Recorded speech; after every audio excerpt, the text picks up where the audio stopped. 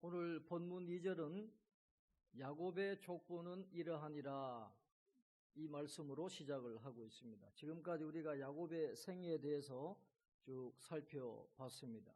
그리고 36장에 읽지는 않았지만 에서의 자손들까지 자세하게 기록을 해 놓았는데 창세기 37장에 와서 또다시 야곱의 생애를 기록할 듯이 말씀을 시작을 하고 있습니다.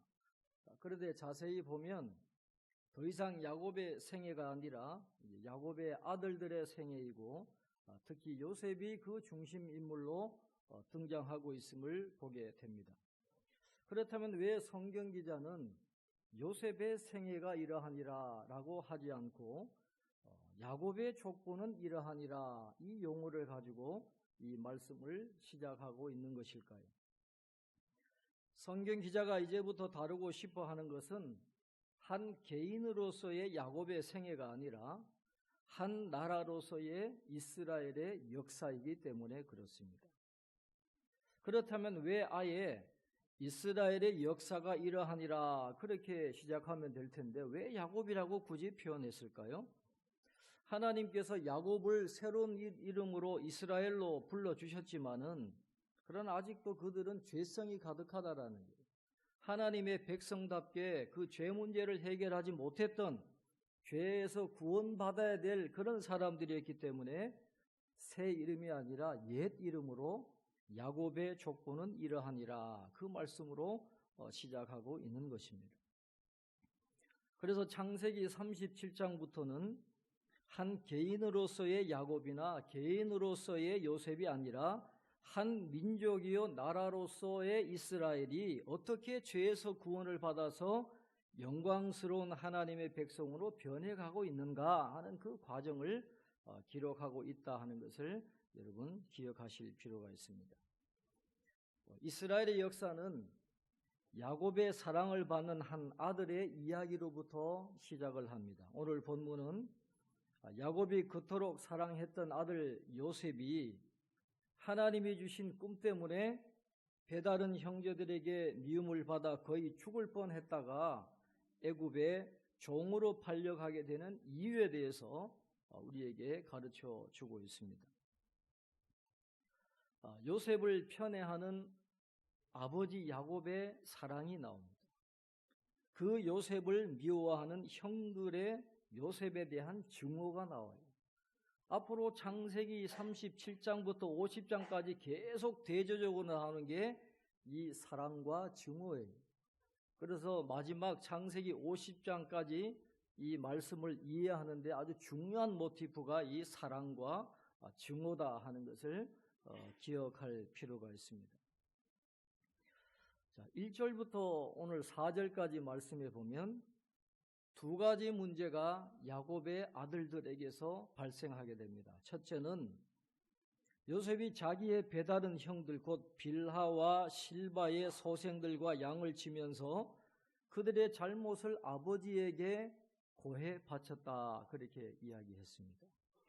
다시 말해서 요셉은 형들의 잘못을 아버지에게 고자질하는 그런 아들로 본문에 나오고 있습니다. 둘째는 야곱이 요셉을 너무도 사랑해가지고 다른 아들들에게는 주지 않는 채색 옷을 입혔다 그렇게 이야기를 하고 있습니다. 그런데 여러분 요셉의 그 형들이 어떤 사람들인지 여러분 한번 생각을 해 보시기를 바랍니다. 요셉의 형들은 이유 없이 물론 이 디나 사건으로 말미암아 일어난 일이기는 하지만은 그 디나 사건과 직접적으로 관련이 없는 그 세겜성의 모든 남자들을 다 죽여버렸어요. 그리고 여자들 빼앗아 오고 가축과 재산을 약탈했으면서도 조금의 죄의식도 느끼지 못했던 사람들이 바로 요셉의 형들이었다라는 거죠. 그러니까 그 버릇이 어디 가겠어요? 지금 이 베델 쪽으로 와가지고 양을 치면서도 그 옛날 버릇이 그대로 나왔다라는 것이죠. 그런데 요셉은 그 형들과 생활하면서 그 형들의 죄를 묵인하지를 못했다라는 거예요. 용납하지를 못했다라는 것입니다. 물론 성경에는 그 형들이 구체적으로 어떤 죄를 지었는가는 나오지 않지만은 우리가 짐작할 수 있잖아요. 뭐 양들을 뭐 팔아먹었다든지, 짐승들이 양들을 그렇게 해치는데도 게으르게 막지를 않았다든지, 아니면 가난한 여자들과 뭐 음란한 일을 했다든지, 그런 수많은 그런 일들이 있을 텐데 성경은 구체적으로 말씀하고 있지는 않지만은 그들이 지금까지 해온 성향을 보면 얼마든지 악행을 저지르고도 남았을 그런 위인들이 요셉의 형들이라고 하는 것입니다. 히브리어 성경을 보면 이렇게 되어 있어요. 요셉이 아버지의 양떼를 형들과 함께 돌보는 동안 그들의 악한 보고를 아버지에게 가지고 왔다. 그렇게 되어 있어요. 악한 보고. 그러니까 형들이 이 한 행동들이 선한 행동들이 아니잖아요. 악한 행동들을 하는 것을 이 요셉이 아버지에게 가지고 왔다. 그렇게 되어 있습니다. 요셉이 아버지의 양떼를 그렸어요. 형들과 함께 돌봤다. 그 양들은 형들의 것이 아니에요. 아버지의 것입니다. 아버지 재산인데 그걸 마음대로 그렇게 한 것이 아들들의 소행이었다 하는 것입니다. 요셉이 근데 그 형들의 하는 짓을 용납을 하지를 않았어요. 그리고 함께 하지를 않았습니다. 자기가 볼 때는 그것이 하나님 앞에 죄인 게 분명하니까, 또 아버지에게도 할 짓이 아니니까 요셉은 그것을 인정하지도 않았고 동참하지도 않았고 아버지에게 고자질하니까 형들의 미움을 사게 된 겁니다. 앞으로도 나오지만은 이 요셉이라고 하는 인물은 죄와 의에 대한 분명한 인식을 갖고 있던 사람이었습니다. 한마디로 하면 이 요셉이라고 하는 사람은 대인관계, 또 신과의 관계에서 올바른 사람이에요. 그 부분에 있어서 죄를 짓지 않았던 사람입니다. 나중에 애굽의 종으로 팔려갔을 때에 보디발의 아내가 유혹할 때 요셉이 뭐라 그랬습니까? 내가 어찌 하나님 앞에서 이 큰 악을 행할 수 있겠느냐. 항상 요셉은 하나님 앞에 있는 그 자신을 인식을 해가지고 사람에게도 죄를 짓지 않았고 하나님께도 죄를 범하지 않았어요. 그러니까 형들의 그 악한 죄를 용납하지를 못했다라는 거예요. 동참하지도 못했다라는 거예요. 그러니까 아버지에게 선한 마음으로 보고를 한 거죠. 형들을 골탕 먹이려고 그런 악한 보고를 했겠어요? 형들이 잘못한 것을 아버지에게 알려줘야 되겠다고 하는 그런 마음이 있으니까 좋은 의도로 아버지에게 고해 바친 건데, 그러나 형들은 미워하는 거예요. 자기들 하는 일에 동참도 하지 않고 아버지에게 일러 바치니까 형들은 요셉을 미워하는 것입니다. 이런 일들은 오늘날 우리 주변에도 일어나고 있습니다. 우리 애들이 외국에서 돌아왔을 때, 그 한국의 학교에 갔을 때 애들한테 욕을 먹고 딸을 당하고 그랬대요. 왜 그러냐? 욕을 안 하니까. 왜 너는 욕을 안 하냐고. 그렇게 애들을 해코지하고 그렇게 힘들게 하고 그랬다라는 거예요. 요즘에도 자기들이 잘못된 행동을 하는데 그 친구가 자기들의 그 잘못된 행동에 동참하지 않으면 이상하게 따돌리고 어렵게 하고 그런 일들이 일어나는 거예요. 형들도 마찬가지예요. 요셉이 자기들의 그 악한 행동에 동참하고 그랬으면 안 미워했을 텐데 동참하지 않으니까 더 요셉을 미워하게 되는 것이죠. 또 요셉과 또 빌하나 실바의 소생들 간에는 차이가 분명히 있습니다. 요셉은 부인의 아들이잖아요. 그것도 사랑하는 라헬의 아들이에요. 그러나 다른 형들은 빌하와 실바의 첩의 소생들이잖아요. 그러니까 입양된 거예요.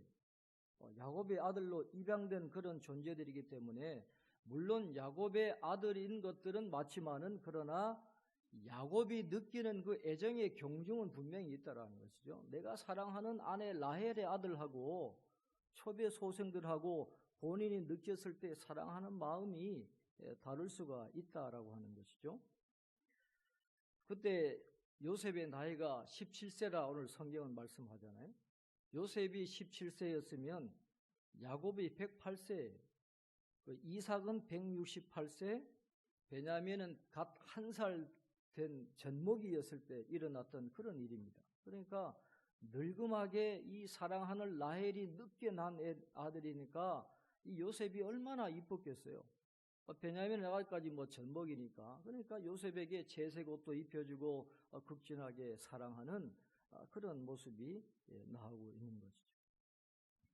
그러니까 빌라와 실바의 아들들은 첩의 소생이니까 야곱의 아들로 불려지는 것만 해도 만족할 줄 알고 감사해야 되는데 더 이상 요구하는 거예요. 왜 우리는 요셉처럼 사랑해 주지 않습니까? 시기하고 질투하고 요셉을 미워하는 그런 모습이 나오는 거예요. 형들은 요셉이 자기들의 죄에 동참하지 않고 아버지에게 고자질한다는 이유로 또 아버지의 사랑을 독차지한다는 이유로 요셉을 미워하게 되고 이게 나중에 증오가 되고 적개심으로 이제 바뀌게 되는데 그러나 그 형들의 그 중노하는 마음에 아주 기름을 붓는 사건이 터지게 되는 것이죠. 오늘 5절 말씀에 이렇게 말씀합니다. 요셉이 꿈을 꾸고 자기 형들에게 말하며 그들이 그를 더욱 미워하였더라. 하나님께서 요셉에게 꿈을 주셨습니다. 요셉이 꿈꾸게 하셨어요. 하나님이 꿈을 주시면 그 꿈의 내용에 그 마음을 온전히 뺏기게 됩니다. 그래서 전혀 다른 사람이 되는데 이 요셉은 이 꿈에 대해서 궁금해서 견딜 수가 없는 거예요. 이 꿈의 내용이 뭘까? 그래서 혼자서 고민하다가 형들은 나보다도 나이도 좀 있고 또 사회적인 경험도 있고 아마 이런 경험이 있지 않겠나 싶어가지고 형들에게 솔직하게 고민이 되니까 그 꿈에 대해서 이야기를 하는 것이죠. 형님, 제가 어제 꿈을 꿨는데요. 도대체 무슨 뜻인지를 모르겠어요. 우리가 함께 곡식단을 묶고 있는데 갑자기 제 곡식단이 딱 일어서는데 형들의 곡식단이 내 주위를 빙 둘러서더니 나에게 절을 합디다. 그렇게 꿈에 대해서 이야기를 하게 되는 것이죠. 당시 사람들의 꿈은 신과 교통하는 수단이라고 여겨졌고 또 예언적인 성격을 갖고 있다라고 그렇게 이야기되어졌습니다. 그러니까 그 꿈이라고 하는 게 중요한 의미를 갖고 있으니까 자기들이 요셉에게 절한다는 그런 이야기를 들으니까 더 화가 나는 거죠. 이 같이 슬퍼하기는 3배가 어렵다고 그러고 또 같이 기뻐하는 일은 7배가 어렵다. 그래서 사촌이 땅을 사면 뭐가 아파요? 배가 아파요. 기뻐하지를 못해요. 인간은 다른 사람이 잘 되면은 기뻐해주면 좋은데 그렇게 같이 기뻐하는 거는 같이 슬퍼하는 것보다 7배가 더 어렵다 그래요. 그러니까 자기들이 요셉에게 머리를 숙인다 그러니까 형들이 얼마나 속이 우라통이 터지겠어요. 안 그래도 지금 요셉이 미워 죽겠고 아버지의 사랑을 독차지해가지고 죽이고 싶은데 거기에다가 자기들이 절을 한다 그러니까 이게 지금 분노가 보통 일어나는 게 아니다라는 거죠. 그런데 요셉이 또 꿈을 꿔요. 얼마 뒤에 또 꿈을 꾸는데 이번에는 아버지하고 형들에게 또 이야기를 합니다. 제가 어쩌냐게 꿈을 꿨는데요. 해와 달과 11별이 저에게 절을 하는 거예요. 그렇게 이야기를 하게 되는 것이죠. 이 꿈에 대한 형들의 해석은 이런 거예요. 내가 참으로 우리의 왕이 되겠느냐? 내가 참으로 우리를 다스리게 되겠느냐? 이게 형들의 해석이잖아요. 형들도 그 꿈에 대해서 바르게 해석을 한 겁니다. 나중에 어떻게 결과적으로 그렇게 되니까. 야곱도 10절에 이렇게 이야기합니다. 자, 우리 10절 한번 같이 읽겠습니다. 10절입니다. 내가 꾼 꿈이 무엇이냐? 나와 내 어머니와 내 형들이 참으로 가서 땅에 엎드려 내게 절하겠느냐? 그랬어요. 절한다라고 하는 그 의미는 시리권과 왕권을 인정한다라는 그런 말이거든요. 그러니까 해와 달과 별 11개가 절을 했다라고 하는 것은 다른 사람을 요셉이 지배한다라는 그런 겁니다. 그런데 형제들 사이에서 어느 한 사람이 독보적으로 다스리게 되면 갈등 요소가 일어날 수밖에 없죠. 그런데 동생이 오히려 형들을 다스린다 그러면 그 갈등은 더한 겁니다. 작은 자를 큰 자가 섬긴다. 이게 굉장히 어려운 일인데 성경은 이 모티프가 계속해서 나와요. 에서가 야곱을 섬기잖아요. 그 다음에 형들이 요셉에게 절을 하는 이 일이 얼마든지 일어나요. 우리의 고정관념은 형이 잘 돼야 돼요. 장남이 잘 돼야 그 집안이 잘 된다.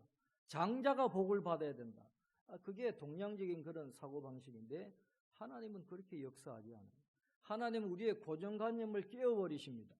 당연히 장자가 잘 돼야 되지만은 아니에요. 하나님은 그게 아니에요. 요셉이 잘 되게 하시는 거예요. 요셉에게 형들이 절을 하게 되는 그런 일들이 나타나는 것입니다. 하나님은 약한 자를 들어서 강한 자를 부끄럽게 하시는 하나님, 상황을 역전시키는 하나님입니다. 하나님은 어떤 사람을 들어 쓰실지 몰라요. 우리는 외모로 판단하지만 성공한 사람을 하나님이 쓰실 줄 알지만 그렇지 않아요. 하나님은 전혀 의외의 사람을 통해서 역사하십니다. 그러니까 하나님은 우리의 고정관념을 깨워버리시는 거예요. 그래서 외모로 판단하면 안 돼요. 인간적인 판단을 가지고 사람을 판단하면 안 되는 거예요. 하나님은 상상할 수 없는 그런 놀라운 일을 행하시는 분이다라는 것이죠. 창세기 37장 이후에 우리는 당연히 주인공이 요셉이라고 생각합니다. 그리고 하나님께 복을 받은 인물이 요셉이라고 생각하지만은 아니에요. 창세기에서 가장 영적으로 복을 받은 사람은 요셉이 아니라 다른 사람입니다. 우리가 잘 알아야 돼요. 우리 부모님들은 우리 자식들이 전부 요셉같이 되기를 원합니다. 총리 대신 되기를 원하고 다른 사람들이 절하는 명예와 존귀를 또 부를 누리는 그런 아들들이 되고 딸들이 되기를 원하지만 하나님은 창세기를 통해서 보여줍니다. 요셉이 복을 받는 게 아니에요. 정말 하나님이 주시는 영적인 가장 귀한 복을 받은 사람은 그 형제들 중에 다른 사람이에요. 우리가 나중에 말씀을 통해서 확인하게 되겠습니다마는 요셉이 아닙니다. 다른 형제가 하나님께 복을 받게 되는 거예요. 그런데 우리가 요셉이 꾼 꿈을 한번 여러분 생각을 해 보시기를 바랍니다. 그 요셉과 형들이 양을 쳤자 그러잖아요. 그럼 목축업을 하는데 곡식을 거두는 거는 이 형제들하고 전혀 상관이 없어요. 그런데 그 꿈의 내용은 뭡니까? 곡식단을 묶는 그런 일들을 하는 것으로 나오고 있다는 것이죠. 그렇다고 한다면 앞으로 하나님의 계획이 있는데 이 곡식과 관련해서 하나님의 특별한 계획이 있다라고 하는 것을 요셉의 꿈에 미리 보여주셨다라는 것입니다. 앞으로 이 형제들이 양식 때문에 어려움을 당하게 되어 있어요. 그러나 그 어려운 양식의 문제를 하나님은 요셉을 통해서 해결해 주시고 그 어려움에서 구원해 주신다라고 하는 그런 하나님의 계획을 미리 요셉의 꿈을 통해서 보여주시는 것입니다. 그래서 양식의 어려움을 해결한다는 그런 의미도 있겠지만은 사실 하나님의 계획은 단순히 양식 문제를 해결하는 데 그치는 것이 아닙니다. 아까도 말씀드렸지만은 아직까지 야곱의 형제들은 죄성이 가득해 있어요. 죄의식이 전혀 없어요. 이런 사람들이 어떻게 하나님의 백성이 되고 이스라엘 12지파의 시조가 될 수 있겠어요? 하나님은 그 죄 문제를 해결하시기를 원했어요. 그래서 그들이 고통당할 수밖에 없고 그들이 자신들의 죄를 깨닫고 고백하고 돌이키도록 하기 위한 그런 과정을 앞으로 행해 나가시는데 그래서 그들이 어려움을 당할 수밖에 없는 것이죠. 그러니까 그 모든 것들이 요셉이 꾸었던 그 꿈 속에 다 미리 하나님께서 보여주셨다라는 것을 우리가 볼 수가 있겠습니다. 그 다음에 두 번째 꾼 꿈, 해와 달과 11개의 별이 요셉에게 절합니다. 그래서 이 첫 번째 꿈은 요셉이 그 꿈 때문에 고난당한다라는 걸 알려주지만은, 그러나 두 번째 꿈은 요셉이 결국엔 승리해가지고 높은 자리에 오르게 된다 하는 것을 하나님은 보여주신 것입니다. 그런데 우리가 이 요셉의 두 번째 꿈에 대해서 우리가 해석을 할 때 당연하게 생각하는 건 야곱이 이야기한 것처럼 요셉의 아버지와 어머니와 11 형제들이 요셉에게 절을 한다, 그렇게 우리가 해석을 합니다. 학자들도 그렇게 해석을 하고 또 유명한 목사님들도 다 그렇게 해석을 해요. 그런데 생각해 봐야 될 건, 이미 요셉의 어머니 라헬은 죽었잖아요. 어머니가 없어요. 그러면 그 꿈이 아버지, 어머니 11 형제가 요셉에게 절을 하는 것이냐? 물론 그런 의미도 있을 수 있지만은 여기에는 또 다른 신학적이고 영적인 의미가 있다라는 것을 우리는 기억할 필요가 있습니다. 여러분, 이집트 사람들은 가나안 사람들처럼 여러 신들을 숭배했어요. 많은 신들. 출애굽기에 나오는 10가지 재앙도 다 신들이잖아요. 파리도 신이에요. 이도 신이고 곤충도 다 신이에요. 이집트 사람들에게는 모든 게 다 신인데, 그 위에서 가장 압도적으로 이집트 사람들을 지배하는 신은 누구냐? 태양신 라라고 하는 신이 있어요. 태양신 라가 이집트의 압도적인 그런 신입니다. 그 태양신을 숭배하는데 해와 달은 뭘 의미하느냐? 바로 태양신 라와 그 태양신을 섬기는 것을 주관하는 제사장들을 이야기를 하고 있는 것입니다. 그래서 해와 달이 요셉에게 절을 했다라고 하는 건 태양신과 태양신을 숭배하는 이 제사장 집단들이 요셉에게 머리를 숙였다, 그런 의미가 되는 것이죠. 창세기 41장 45절에 보면 이런 말씀이 나옵니다. 그가 요셉의 이름을 사브낫 바네아라 하고 또 온의 제사장 보디베라의 딸 아스낫을 그에게 주어 아내로 삼게 하니라. 요셉이 나가 애굽 온 땅을 순찰하니라, 그렇게 말했어요. 바로가 요셉의 이름을 바꾸고 온의 제사장 보디베라의 딸 아스낫과 결혼하게 하는 것입니다. 이 온이라고 하는 도시는 헬리오폴리스라는 도시인데 태양의 도시라는 뜻이에요. 그러니까 태양신을 숭배하는 그런 중심 도시인데, 그 도시의 제사장이 보디베라잖아요. 이 보디베라라고 하는 이름의 뜻은 라가 준 사람, 태양신이 준 사람, 그런 뜻이 있어요. 그런데 그 태양신이 준 사람 보디베라의 딸 아스낫을 요셉에게 아내로 주어가지고 요셉을 가정에서 섬기게 하는 그런 일들이 일어나게 된 것이죠. 그러니까 요셉에게 해와 달이 절을 했다라고 하는 건 태양신과 이 태양신을 숭배하는 제사장 집안이 요셉에게 절을 했다라는 그런 의미가 된다라는 것이죠. 여기에 굉장히 영적인 의미가 있는 겁니다. 앞으로도 말씀드리겠지만 요셉은 예수님의 모형입니다. 요셉은 예수님의 표상이에요. 그래서 요셉의 삶을 쭉 따라가다 보면 예수님의 생애가 보입니다. 요셉이 고난을 당했다가 총리 대신이 돼서 영광을 받는 것처럼 예수님이 그렇게 십자가의 길을 걷습니다. 고난당하십니다. 그러나 부활하심으로 모든 죄와 사망의 권세를 깨뜨리시고 모든 이름 위에 뛰어난 그런 이름이 되시고 만천하의 경배를 받으시는 그 자리에 예수님이 올라가게 되는 것이죠. 그래서 해와 달과 11별이 요셉에게 절했다. 모든 것들이 예수님께 절하는 그 모습을 하나님께서 미리 꿈으로 보여주셨다라는 것입니다.